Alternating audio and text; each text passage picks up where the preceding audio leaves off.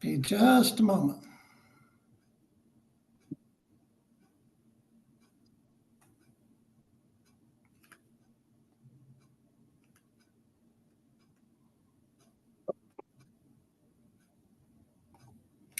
Okay, we are here and we are live being here to another episode of Layers of Truth, True Crime Collective.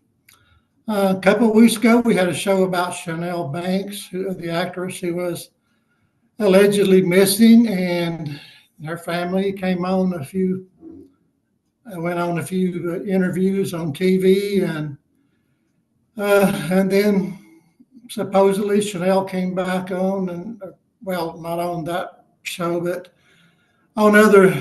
She made her own videos about how she was well, and she put a lot of shade onto the family, like the family was abusive and toxic and controlling, and she had to get away. So I've got her cousin Danielle on with me tonight, and I'm grateful for her to be here. And she is going to tell us more about the family and about what's really going on. And I'm going to go ahead and turn it over to you, Danielle, and you can say whatever you want to say, and then we can discuss it. So you've got the floor.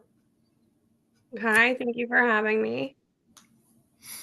Um, yeah, so I'm just here to clear the air and hopefully answer any questions anyone might have. And once there's questions in the comments, I'll do my best to try to answer them as I see them. Um, but yeah, what we know is Chanel was missing. And I'm from Canada, so when I noticed that she wasn't answering my texts or calls, and then her mom also said the same. I told her mom actually, well, you should maybe file a wellness check. And she didn't know how to do that, so she told me to do it. So I was the one who filed the four wellness checks with LAPD while still in Canada. By the time the fourth wellness check was done, I had already driven to New York to her mom's house, and we were trying to figure out what to do. So that was the night of November the 8th, because I started calling. The first one was call was November 7th. The night of November the 8th, when I reached to New York, I got a call from a constable. I'm sorry, his name is escaping me, but he called and let me know, listen, we just did the fourth wellness check at the house. She's still not there. And I said, okay, well, can I file a missing persons report over the phone, or is that something I have to do in person? He said, listen, we don't normally do it over the phone, but we know you're in Canada. So we're going to go ahead and do this for you because she hasn't been seen at four wellness checks within a 48-hour time period. So he graciously did that for me over the phone. And then that's when Chanel's mom and myself decided we need to get to LA. So within the next morning, we flew out from JFK in New York and landed in LAX, and the search began. So are you and Chanel close? I know she said that y'all had spoke for 10 years or so, something like that. We are close. We've always been close. There was a time, I would say I think there was probably about a 10-year span that we didn't speak, which was around in my 20s. I'm now in my 30s. Um, with me recently having children and her recently getting engaged and married, we did rekindle our cousinship, and um, I remember one of the first things she said to me on the phone, she's like, God, I've missed you. And I was like, it was just like, you know what?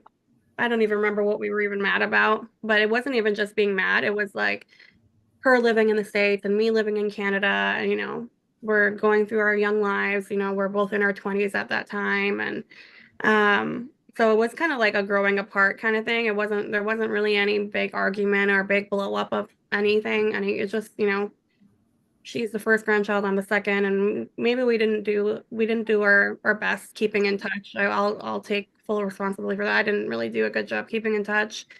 I spent the last half of my 20s traveling and falling in love and having children and doing the whole mom thing. And she was always career focused, and that was always her. So we did rekindle, and it was like we just picked up right where we left off.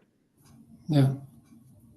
So what's the deal with the family drama? I mean, she says the family is controlling, and I think she might have used the word toxic. And what's that all about? Um, in reference to what you're speaking about, my standpoint is whoever has her social media, it's not my cousin, it's not Chanel posting on her own behalf, it's somebody else. Um, this toxic family and the controlling family, I'm at a loss for because um I'm just speaking in regards to the mother alone. Her like they talk like every other day, every 2 days. I've shared their text messages on my social media. Chanel asking for money, or they're talking about, what the dog is doing, or what her husband is doing, or what's going on. So that part really shook me when that part came out about toxic and controlling and conservatorship. That part was really scary for me, but that's how I knew it wasn't her posting those kind of things. I know when you are indoctrined into a church, that they use a lot of control tactics and try to put space in between you and your family. Um, I'm a Dr. Phil lover. I've heard about I've watched the Netflix documentaries. I've heard about how these things go down, and so once I saw the signs of what was happening, once her social media started coming to life and she started to do her interviews or her YouTube videos or whatever, I was able to put two and two together. Okay, yeah, she's I don't think she's mentally there anymore. It's the shell of my cousin, but mentally I don't think. I think she's more she's very, very far involved with this church. Do you think they somehow have control of her mind? I mean, do you think they're somehow affecting what she says and does? I think to a point, yes. I know, I mean, we know that in cults they use psychedelics, ayahuascas and mushrooms and different psychedelics to allow you to feel closer to Jesus, as they say. Um, And we have heard from multiple police officers in Texas who have said to us that on the different instances where they have met with Chanel, that she was not mentally stable, like she wasn't mentally there. Yeah. And that's from police officers. So, um, that part is kind of sad, and it's like, what more can I do that I haven't already done, but I'm also being criticized for doing. I know, like I said, a lot of people only see what they see on TV and they believe it and Yeah. take it as it is, when you don't really know what's really going on behind the scenes and the backstory. Does Chanel have any kind of a drinking or drug issue? No, No? have a glass of wine at dinner here or there, Yeah. um, as we all do, but never was into drugs because she was so career focused that she Yeah. knew that those extracurricular activities were not for her, because she didn't want to risk losing what she wanted to do her entire life, was she wanted to be an actress. Yeah. Does she have any mental illness issues that would cause her to act the way that you're describing? Never. Yeah. So I know I think you said something on one of the interviews you did about the pastor she went to see. I believe his name is Robert Clancy. Correct. He's down in Australia, I think, right? Yeah, it looks like he's returned to Australia. Yeah. And I've watched a couple of his videos, and it's not your ordinary mainline church, that's for sure. Certainly is not. So, do you think that maybe for whatever reason they've tried to build a wedge between the family and Chanel? I think that's always the game plan when somebody enters a cult. They might not even know that they've entered into a cult. Um, I don't think there's not a fiber in my being that would believe that my cousin willingly knew that she was going into a cult. Yeah. So she probably just thought she was going for a retreat or a baptism, and then after she did have her return flight booked for to come back to LA at the end of the retreat. And I think on the second or the third day, I believe the detective told me that that's when the flight was changed. The return flight was changed. He wasn't able to tell me when it was changed to, but he did say it's not for any time soon. Yeah. So I do believe that cults and high crime organizations, they do use a lot of mind control. They use a lot of coercion and blackmail. Um, and I don't know to what extent, because I know my cousin to have, she's very strong-minded, where we were all raised very strong-minded girls in our family. And it's hard for me to believe, because I almost like I don't want to believe it, that this is what it's come to and this is what actually happened. Um, but we don't know how far in she is. The most scariest thing is she was last seen on YouTube, I believe it was the 15th of November, and since then we haven't seen her on a screen, not a YouTube, not an interview, no social media, nothing. Yeah. That's the scary part right now for us. Well, we know at least one person is impersonating her. That's somebody that I reached out to thinking it was Chanel, and she got back to me and seemed very excited about coming on the podcast. But she's not here. So, as you suspected, she evidently was deceived. Well, that's what we said. We truly believe that one, the first body cam still that everybody has seen now, it's been released. We don't believe that is Chanel. It does not look anything like her. We know about the lighting and the camera, the distance between the person and the body cam, and the camera where it's located on the police officer. I've heard all of the theories, and I still can't. I last with her on a FaceTime. I believe it was in the last week of October. Um, Unless somebody can lose maybe 30 to 40 pounds within 7 days, if it's possible, then maybe I might say, okay, yeah, that's my cousin. But me and her mother and our family do not believe that girl in that body cam was Chanel.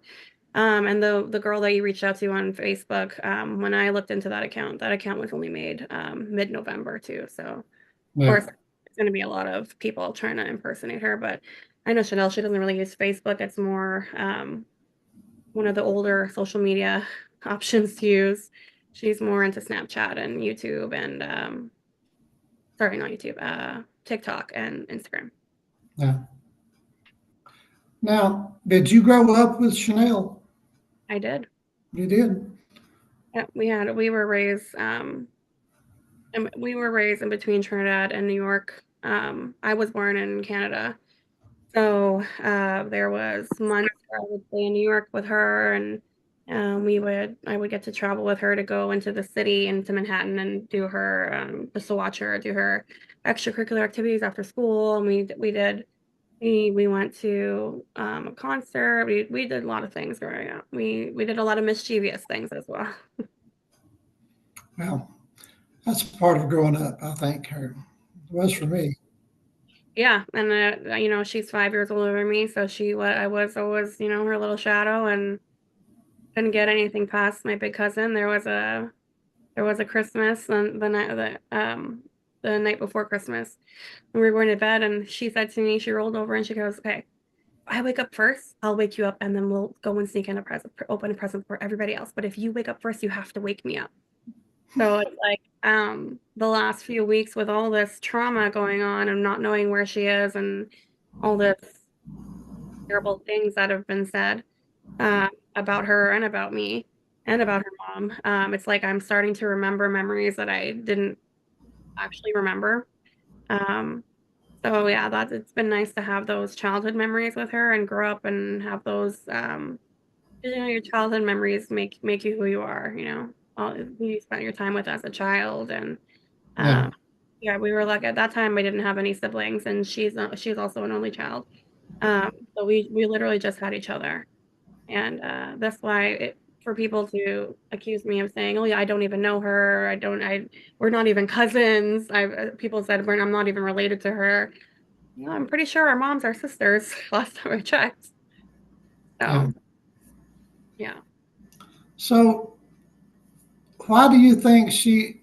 I know that in the last video that she did, and you even realized that was her, even though you think it wasn't.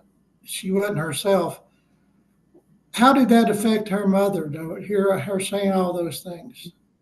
The interview? Yeah.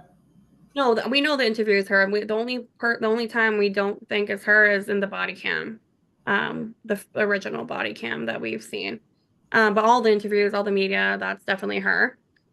How did it affect her mom? Her mom's not doing well.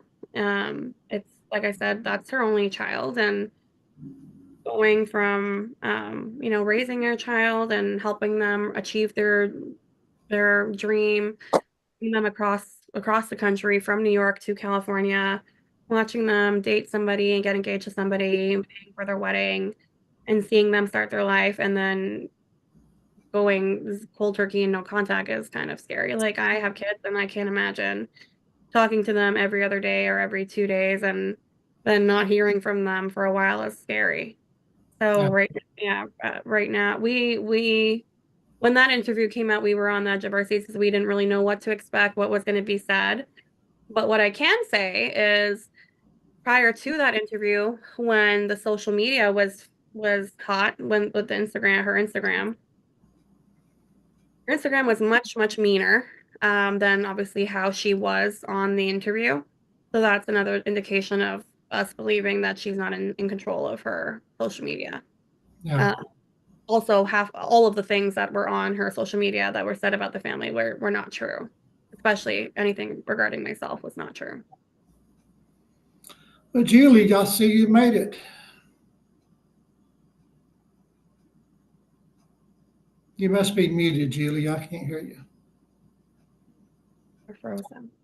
Oh well. Days, you know, regardless of being on the freeway or not. But yes, I am here. Okay. Good deal. Well, we have Danielle with us. As you know, we're going to have her. And it turns out the one that I thought was Chanel was an imposter. So she is not here. Surprise, surprise, right? And Julie's going in and out. Okay. Well, I didn't expect that she was really going to show because, you know, she's in the media so much right now and everything. I don't think the last thing she wants to do is to come to our show, which is not a huge thing yet, to put herself out there. And I think she's still trying to figure out exactly what's going on with herself. She's got some issues that she needs to deal with. And, if the things she's saying are lies and stuff, then, she's going to have to come clean eventually. Because the old saying, right?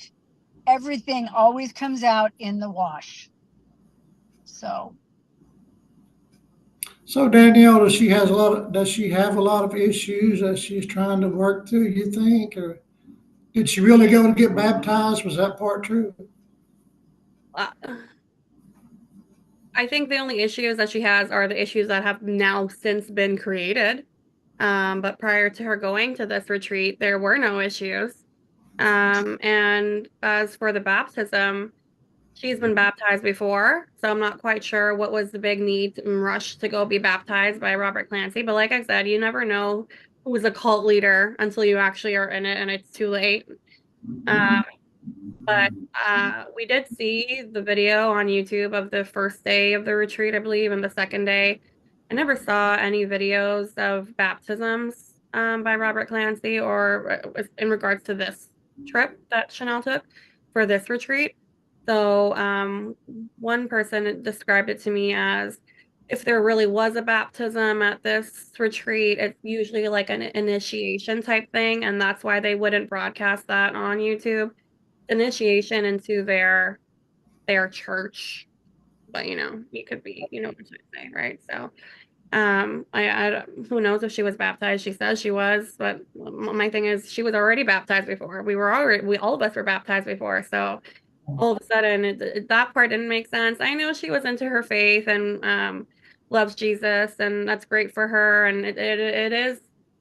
I mean, it might be something different in Canada compared to America. I don't know. Like, there's no cults around us. We don't really hear about these things over here. So I'm kind of learning it as a first time person now that I'm in it. I mean, like I said, I've seen it on Dr. Phil, or I've seen it on the Netflix documentaries or movies or whatever.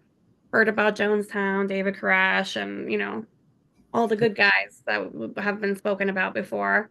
My whole thing is, if so many people, especially after people are saying I'm a whistleblower, um, if so many people have come forward, several people have come forward since I've been speaking about this church and this pastor and calling it out for what it is.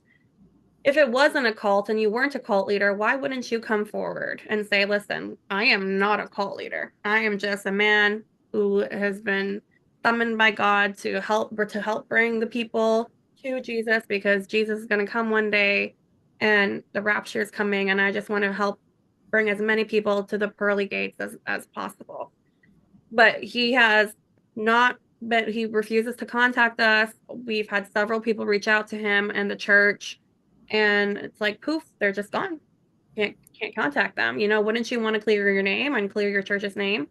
I know they say any publicity is good publicity, or bad publicity is good publicity, whatever they say, but if you're talking about church and you're not really like a Hollywood guy, and you just want to do the work of God, I don't see why you wouldn't want to speak up and say, listen, Chanel came to my retreat and I loved her and she was great and she came for the 3 days, and whatever she did afterwards is up to her. Or, I didn't see her afterwards or anything like that. Nothing has been said. They won't comment. They won't answer calls, emails, texts, nothing. So that's my other thing with this. Now, did you say, I think I heard you say on one of the interviews, maybe you told me in chat that other people had come out and said that he had a cult. Is that true? Yes, I've had several people send me direct messages on social media saying that they too have lost a loved one to this pastor in his church. They did eventually rekindle their relationship with their loved one, but it wasn't for months to years later, and they don't come back as the same person, which is the same thing we've seen, like I said, on the Dr. Phil shows, or like Dancing with the Devil on Netflix. That poor family, their daughter got scooped up in this cult, which she just thought was a church, as normal people do. We just think, you want to build a spiritual relationship with God, and they find a church, and little do they know they're actually being brainwashed into something, thinking that it's one thing, but it's actually not. Yeah. And it's been years later, and they still only get to talk to their daughter every here and there, see their daughter every here and there, and she's like a shell of the person she used to be. And that's my worst nightmare for Chanel. She's such a big, bold personality. I would hate to see this play out and me just sit back and wait to see what happens. And then when she does start to come around and she's not the same person, that would tear me up. Yeah. Well, I hope that she does get in contact with you. I know that must be really hard, especially on her mother not hearing from her. We don't think she has access to her phone. I know they've said that, and she has said that for the retreat, that they don't have access to their technology because they want to grow closer to Jesus. So that's why she didn't have her phone while she was there. But it's like I said, the retreat was how many weekends ago, and we still can't contact her. Her LA number was deactivated. There's one thing with turning your phone off for a couple days, I get that. But the deactivation of a phone number, that's a different thing. And not being able to contact her. Like, I was blocked on social media from her Instagram and her TikTok before she even went to Texas, like the day or two before. So when I tried to reach out to her that whole week, which was, I think our last text was October the 30th. So from November 1st to November 6th, when I tried to text her here and there, give her a call here and there, and I wasn't getting through, I'm like, well, I wonder if she's like traveling and she didn't tell me. So I tried to reach out to her on Instagram, and my messages were going through and no response. But then I noticed I was blocked all of a sudden, and I was like, something is up. So So if she was herself, she would never block you. Is that what you're thinking? That she wouldn't do that? no reason to block me. Like we Yeah. never had an argument. We never. I mean, like I said, I'm in Canada. She's in California. I've never been to California. She's never been to this new apartment of mine. So there wouldn't have been a reason to block me. Also, that her husband had blocked us all before. Well, he had blocked her mother before she even got to say, "Hey, like, what's going on? Like, I'm trying to contact Chanel." She was blocked, but when she did send that text message, it didn't go through. And when I sent him a message, I was like, "Hey, where's Chanel?" He didn't have my number prior to, so I didn't introduce myself or anything, and he eventually blocked me too. So that's why we had our suspicions from the beginning about her husband. We know now, or maybe we don't know, but I don't know what to know anymore. I don't know right from left right now. But he says he's not involved, and the police say they've investigated and they don't think he's involved. I think he's just taking orders from Chanel. And I think they're in contact. I mean, I can't imagine being newly married to somebody and then just going off to do your own thing for a little while. That just doesn't add up. So something tells me that they probably are still in contact. And he's just following orders, and she's just saying, "Don't tell anybody you're talking to me. I'm fine." So, I mean, I don't know. Like I said, I don't know what to think anymore. So you don't really trust him. Oh no. I've apologized to him for the things I've said. Um, but I don't know. Like I've watched his interview. He did one interview and he says that she's starting a new phase of her life. Well, wouldn't you start a new phase of your life with your newlywed husband? Like I've seen them on TikTok. I've seen them together on FaceTime when I FaceTime call her. They're still in their very much in their lovey-dovey phase. So that's why this leads me more to believe she went to this retreat and they got her. They said, you gotta separate from. Get married? Sorry. Did they just recently get married? They were married on September 30th, 2023, last year. Yeah, just over a year now. So, yeah. So was he involved with Robert Clancy in any way? Does he have any connections to him? I don't see anything. I mean, I feel like if he was involved in that aspect, he would have been there with her. I also don't see why he wouldn't have gone for this retreat if it was important to her. Like, why wouldn't you have gone together? It's not like they have kids or, whatever. And if she was really just going for the 3 days, and it was a weekend, then he would have been back in time for work. I know he does work from home majority of the time anyways. So it's not like he could have just brought his laptop with him if he was working, but it was a weekend, so he probably wasn't working. So, um, like I said, I don't know why he wouldn't have gone. The whole thing with him is just so fishy. There's just so many questions that I don't want to spend my effort over in that area because at the end of the day, he's being very unhelpful. He doesn't want to talk to us. I mean, that's what he wants to do. He doesn't want to be involved. Okay, fine. I have to find my cousin. I need to know where she is. I need to know she's alive and she's okay. And I haven't seen her for a couple weeks, and I don't even know where. I can't even tell you if she's in America anymore because we don't know. Well, that's a sad story. It really is. Yeah. I know families sometimes have a lot of issues and sibling rivals, and her husband wouldn't be the first one to have mother-in-law issues if that happens to be the case. I don't know.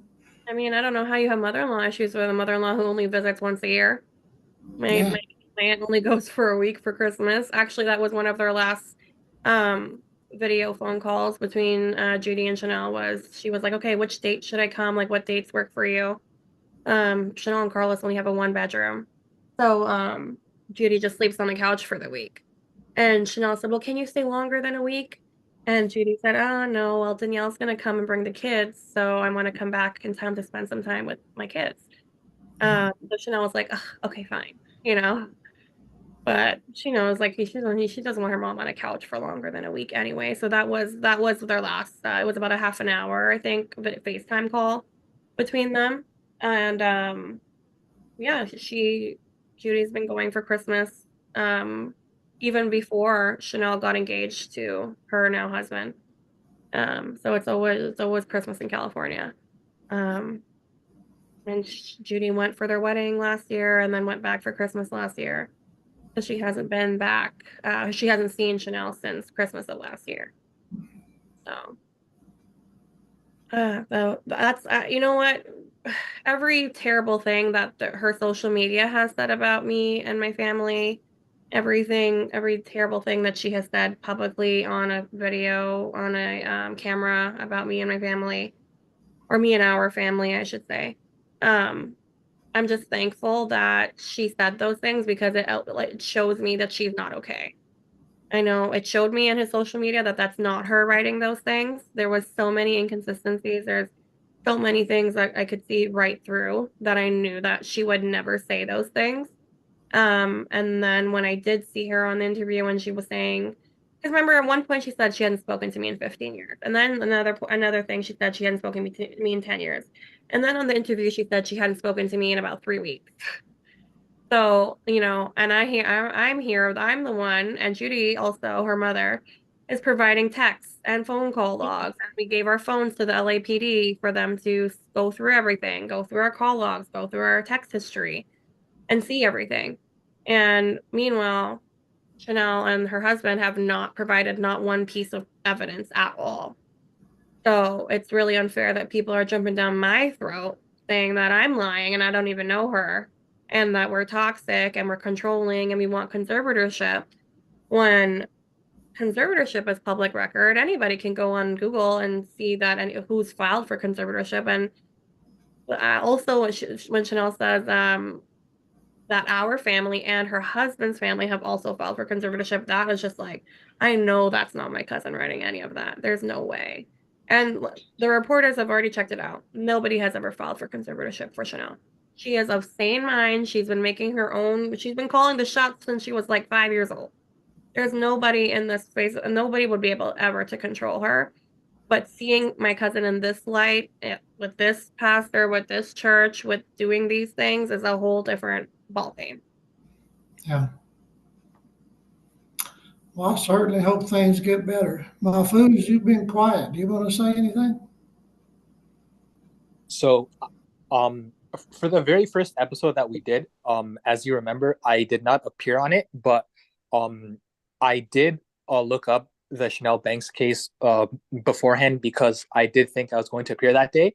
And something interesting that I noticed is, like, when I searched it up online, I could not really find like I couldn't find any like and maybe I didn't look hard enough. I couldn't find any like news website, any news stations that like posted about it online.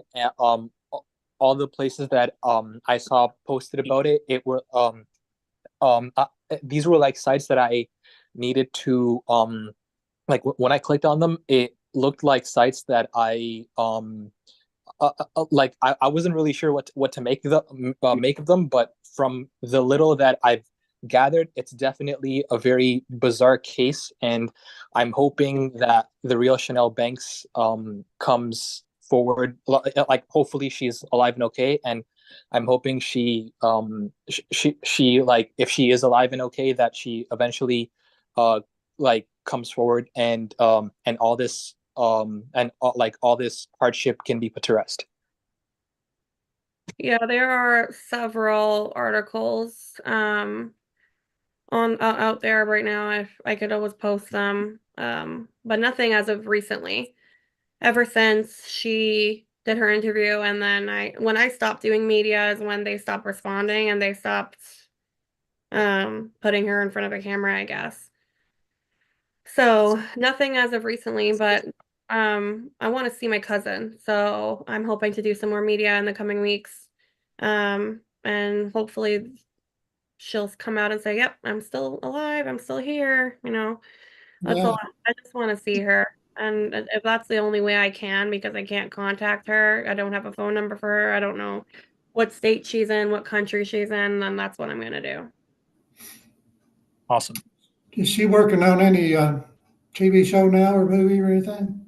She hasn't worked on anything in a while. She's been focusing more on script writing. So she spends long hours behind the computer, and I know somebody had said, several people had said, maybe this is all just a ploy. Maybe she just wants to write something, and she's just trying to play it out in real life type thing. Like I said, I'm not putting anything past her anymore because I really don't know what's the motive here. Um, I was just a very concerned, love family member, of a missing loved one who, um, they say ride or die. That's how it always was for my big cousin growing up. And for any of my cousins, any of my little cousins after me, if any of them went missing, I would be in the trenches out there looking. And for people to say I did this for money or for fame isn't, it's crazy. And I looked like, I mean, if I was doing this for fame, I wouldn't have been doing press conferences with pizza stain t-shirts and a hair bun, and I wouldn't have left my 5-year-old in Canada and brought my 1-year-old with me, and you know have my little one in the car for 12-hour days and flying and talking to people in the hot sun. Like, no, if this wasn't serious to me, trust me, I don't leave my house for nobody. If it's not important enough, I am a homebody through and through. And if my kids want to go to the park or go to McDonald's, I'm down. I'm down for the kids stuff. But what I endured and what my family endured in LA, outside of not knowing where she was before she did that interview, the scrutiny, the terrible things people, like complete strangers, were saying about us. Like I said, all we were very concerned family members. We just wanted to know where Chanel was. Um, we're back there now. We're still concerned. We don't know where she is right now. She hasn't been seen in more than 2 weeks, and I want to know where my cousin is. Yeah. Julie, do you want to say anything?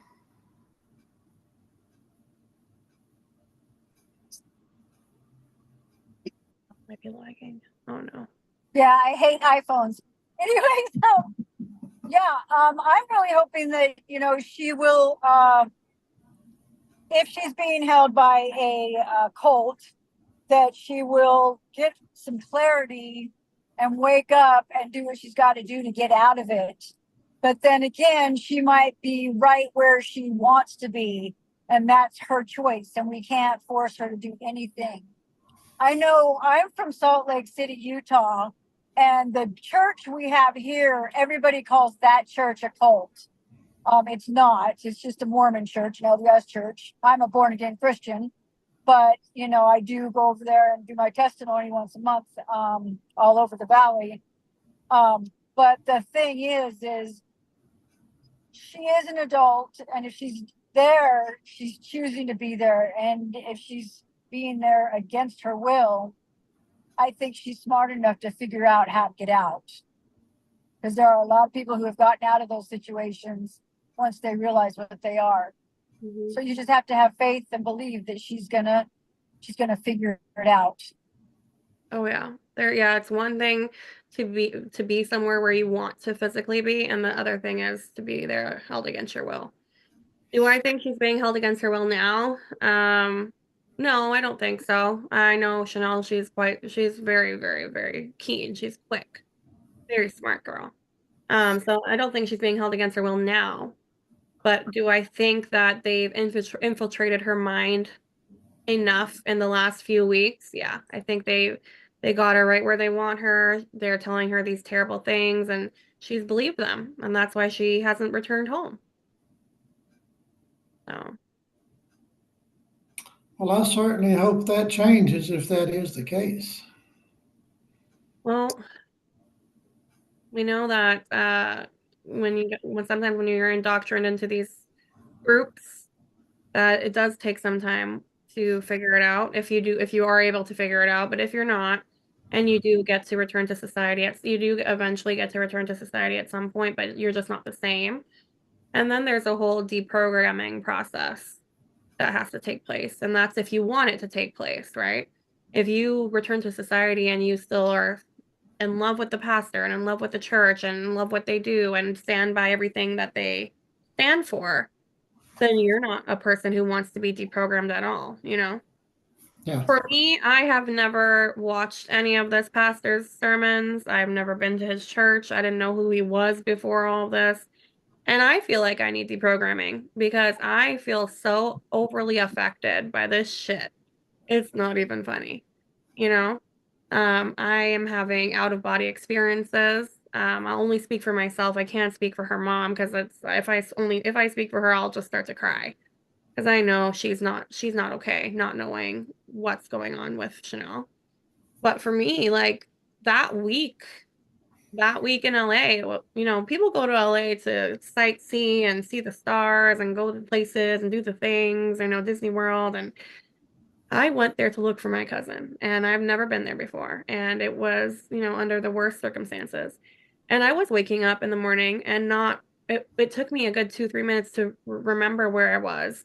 I'm looking at my 1-year-old, not recognizing him, looking at my aunt, not recognizing her, because this has been such an out of body experience. This is like I'm living a HBO movie or something. Like this doesn't even feel like I said, we don't hear about things like this don't really happen around my area in Canada where we live. I think the something like this happened out west many years ago, like all the way out in British Columbia. I'm in central Canada and Ontario. Like this is just like I said, it doesn't even feel, it still doesn't feel real. Like it's like this weight that I'm carrying this heavy weight, and I can't even imagine what Judy, her mother, is carrying. But just because I've been the one to step up and be the spokesperson for our family, I've taken on this role. And we're all affected by this, you know, aunts and uncles and other cousins, and even my mom. My mom, she couldn't come to LA because she had work, but it's affected all of us because Chanel is the first grandchild for our family and the first niece, and just not knowing where she is kind of, it's scary for us because since she was a little girl, always wanted to be in front of the camera. So she was always the kid who always knew what was going on with Chanel because it's always something new and exciting. Oh, she got this print ad, or she got this commercial, or now she's on Gossip Girl. Oh, we're moving to California. You know, her life was always, you know, we always got to live through her, but have our little cozy lives here in Canada. And that was always the best thing to see. I could turn on the TV and see my cousin. But now I can't do that anymore. I can't even pick up the phone and call her because her number doesn't work. You know, like to me, it's like, okay, if you had plans to go back to LA, why would you deactivate your number? Wouldn't you need your number? I mean, even your number that you've had for 20 plus years. So, because it's her. Well, she certainly was going to be available to anybody who wanted to call her in, you know, in the business. Well, her LA number is her New York number that she brought to LA. Yeah, so she's had this her number, her phone number she's had for more than 20 years because she has all her contacts know her for that number. So why would she ever deactivate that number? It makes no sense to me. Yeah, You know? right. So, and it wasn't even, she already had so many contacts before even moving to California 10 years ago. Because if she didn't, then she would have just gotten an LA number, right? But she didn't. She kept her New York number, and she's kept it for more than 20 years. So when that number went deactivated, that was another gut punch, honestly. Yeah. Well, I hope this conversation will somehow help you and your family. Feel free to share it as much as you want. And so, you know, is there anything really that we haven't discussed that you want people to know? I mean, just put it out there. Well, if anybody sees her anywhere, please contact me. Take a picture or ask her for an autograph or something. I know there's a lot of people claiming that they're her or people that look like her. So I obviously have to weed them out, but I just want to know that she's alive and well.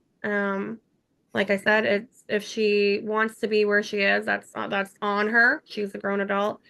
We're just happy to know that she's alive, but it's been too long now since that interview and since we've seen her. The last few would have been more than 2 weeks now, and especially now that we're going into Christmas, our family is starting to I don't know what the right word is, but I've noticed it in my own family. Where just we don't even want to put up our Christmas tree. You know, Christmas is one of the biggest celebrations for our family. It's always something that our fondest memories, especially for me and Chanel. We were the first grandkids. We got spoiled rotten, so Christmas was always one of our biggest celebrations as a family, where everybody, no matter where everybody lives, we always came together and celebrated under one roof. And even now, like with my two little kids, they keep asking me, like my oldest one keeps asking me, when are we putting up our tree? And it's just like,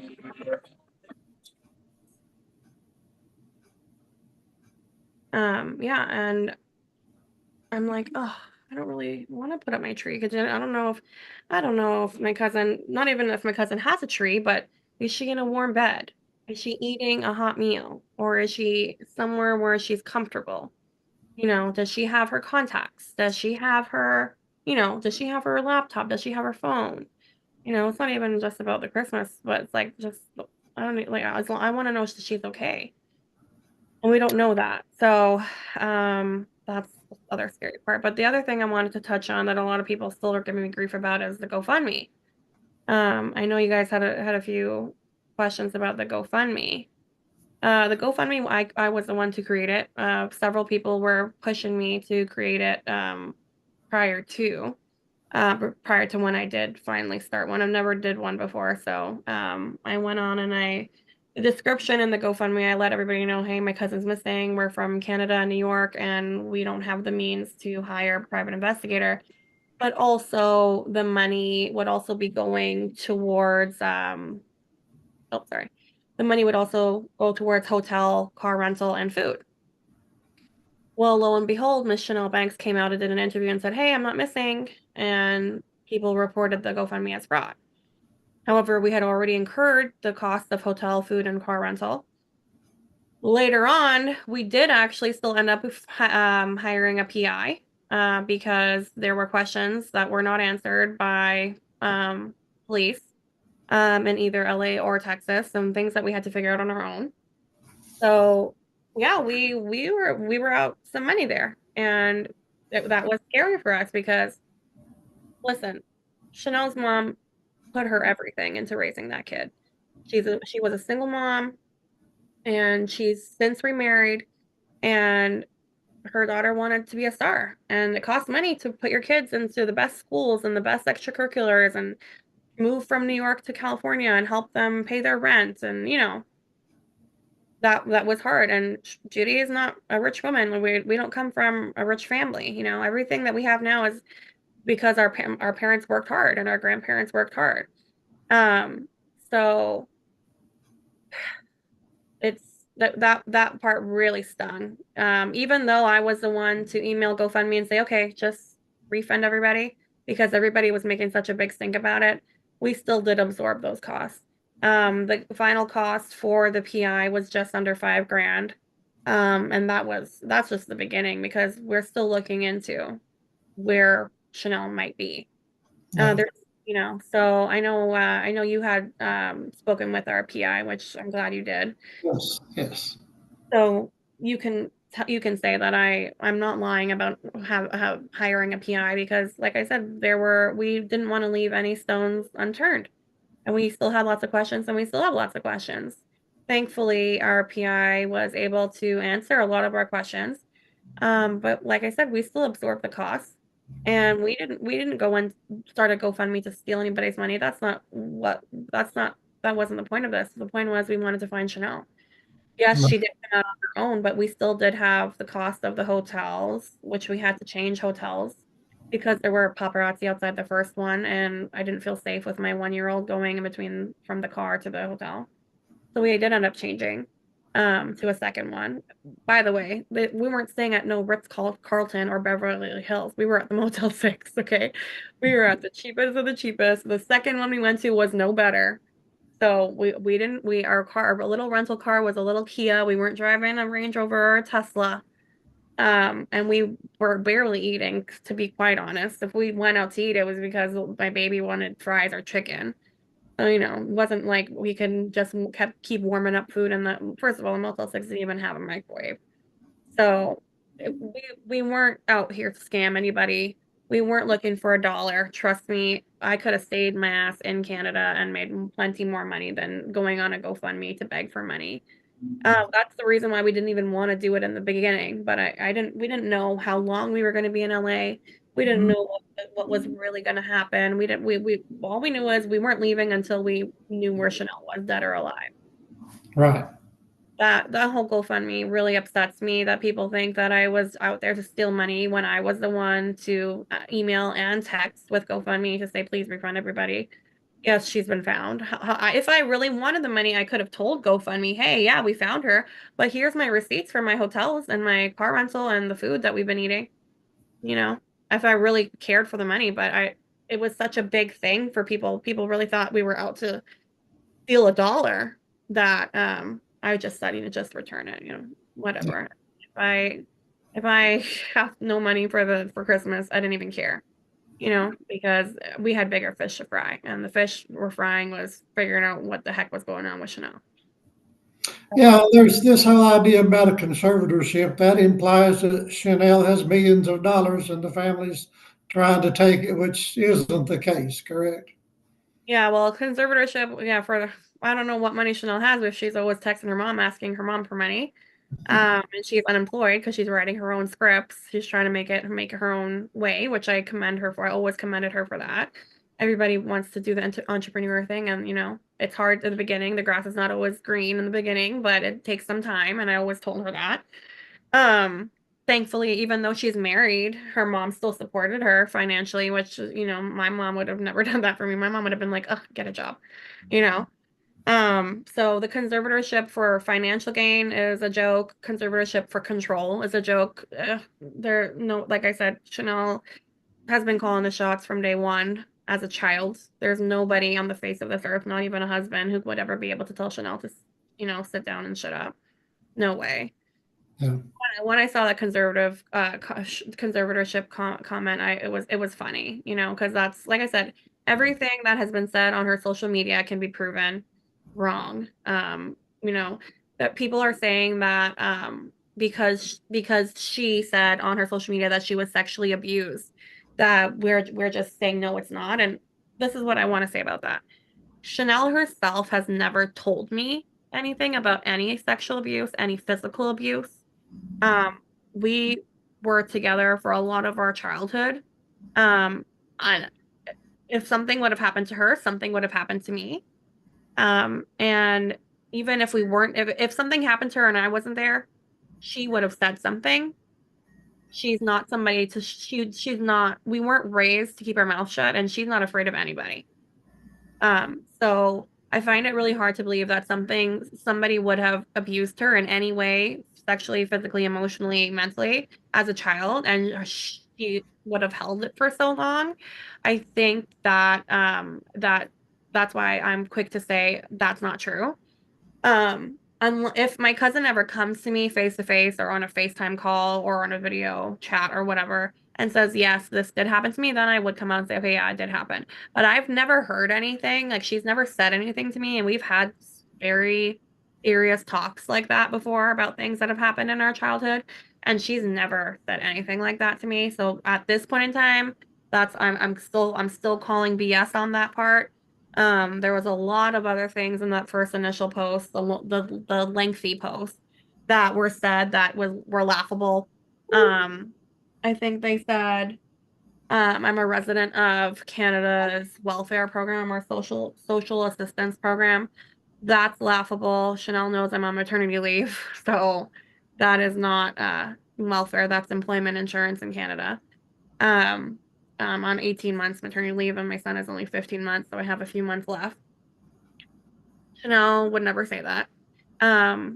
There was several other things that were big flags, and I right away knew it wasn't her saying those things. The very first thing was she spelled her mother's name wrong. It wasn't just a typo. It was two names, two separate names put together as one name, and then the typos within that. So I know that was the first red flag to me. And then that was the first post. The very last post that was posted on her social media, and nothing ever since then, was that I abused my children, or I'm under investigation for abuse and neglect of my children in Canada and America. Well, that one, oh yeah, that one was posted maybe last week, which was the last post, or was it last week or the week? No, sorry, the week prior, 2 weeks ago. I didn't see that one. Oh yeah, and with my full name and everything. And I went straight to the OPP here in Canada. That's the Ontario Provincial Police, the police for the province. They ran my name and they said, "I'm sorry, we don't even have a parking ticket for you. Like, we don't even have a profile for you." So I was like, "Yeah, I need something on a piece of paper that says I'm not being investigated for anything." And once that because it's on her social media and a lot of people here are following the story, once that went out, people, dozens of people from people I have friends I haven't seen from since high school over 10 years ago, or old family friends, people, just people who knew me but haven't known me recently. All of them said the same thing. There's no way on God's green earth you would ever hurt your kids. All I do is post about my kids. My kid, that's all I ever wanted in this life, was to be a mom. So Posted your son on your Facebook group. So Yeah. he's cute. Yeah.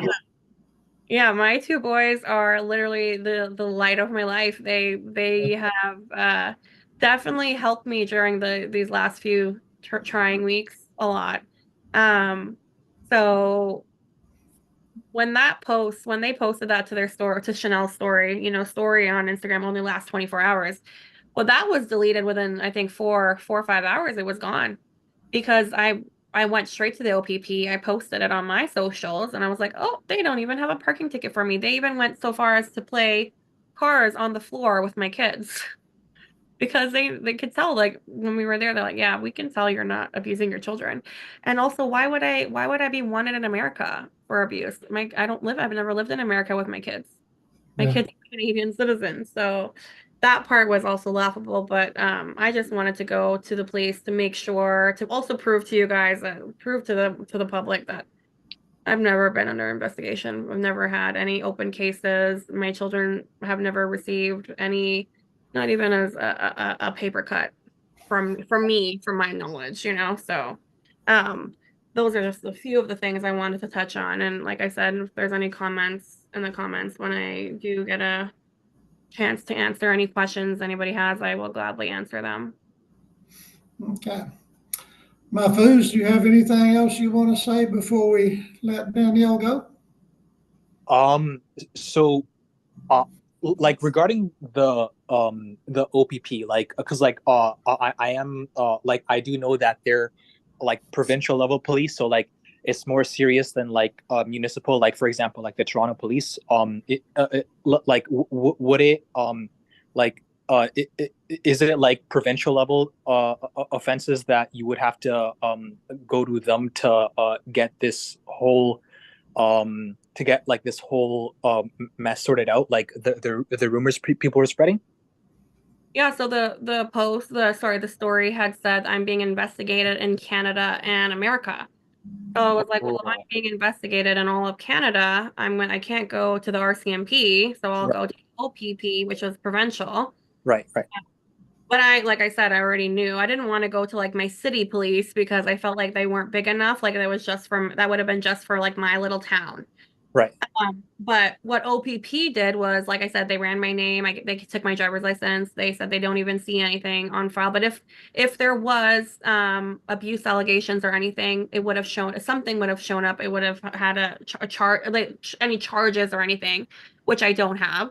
Then they also, because children are always number one here in Canada. They also did check with Child Protective Services here for I don't know if that's provincial or for city, just to double check. And Child Protective Services didn't have anything on me either, because there's never been an open case for abuse or neglect for my children.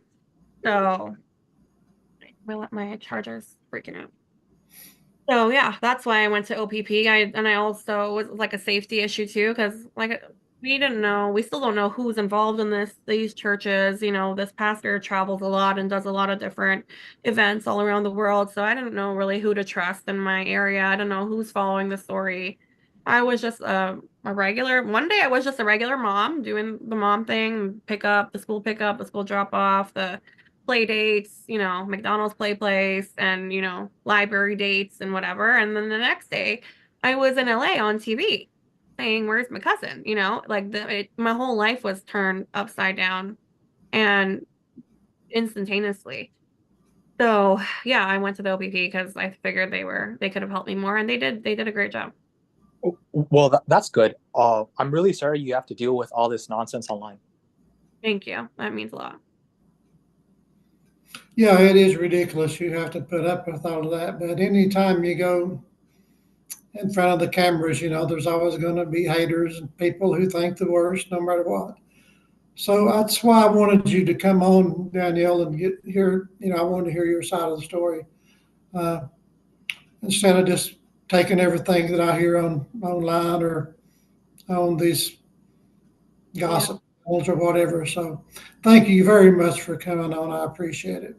Thank you so much for having me and giving me another 15 minutes of fame, as they said. Well, you got a whole hour. Oh, it has to been an hour. See, when you're having fun, the time flies. Well, thank you very much. And if you ever want to come on again for any reason, or just join our panel every week or whatever, you're welcome. Okay. Oh, thank you so much. That means a lot to me. Okay. Well, you have a wonderful weekend and Merry Christmas. And I hope you get good news about Chanel soon. Yes, thank you. If there's any updates, I will definitely reach out. Thank you. Thank All you. right. Well, folks, we're going to wrap it up here. This has been a really good episode of Layers of Truth, True Crime Collective. We're glad to have Danielle Tori Singh on with us, and hopefully we'll have good news about Chanel Banks soon. I hope she's doing well, and it seems like she has a good family from what I can see. Danielle has been a very, very nice guest, and I want to tell everybody a good night. Have a great week, and God bless. Bye-bye.